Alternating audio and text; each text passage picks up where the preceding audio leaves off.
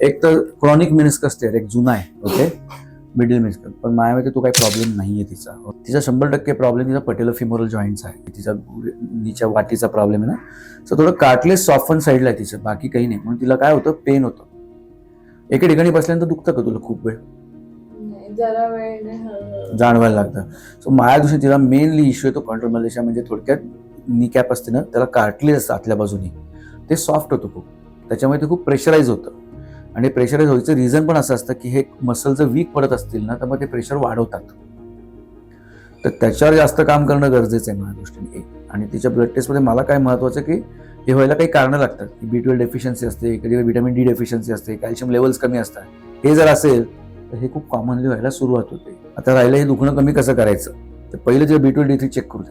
जर केले असतील तर मला बघायचंय, नसेल तर पहिलं चेक करायचंय. त्याच्यानंतर definitely we put her on a exercise regime. एक व्यायामाचा एक प्रोटोकॉल असतो यासाठी, त्याच्यावर चालू करतो आपण, त्यांनी हे कमी होतं. आणि जर इनिशियल कमी नाही झालं तर इनिशियली आपण जॉईंटमध्ये सम रिजनरेटिव्ह मेडिसिन मिळतात, त्याला ACP म्हणतात, ACRS म्हणतात ना, त्यांनी हा लुब्रिकेट होतो जॉईंट, त्यांनी पेन ड्रामॅटिकली जातं. But treatment is exercise. आत्ता इनिशियली काही ते करायला पाहिजे ना, दुखणं तर घालवायला पाहिजे. पेन किलर हे आन्सर नाहीये किंवा बाकी कुठल्याच गोष्टींनी उत्तर नाही, म्हणजे वेळ पण आहे चालू करणं. कार्टलेज सॉफ्ट होणे, ओके, याच्या व्यतिरिक्त काहीही नाहीये.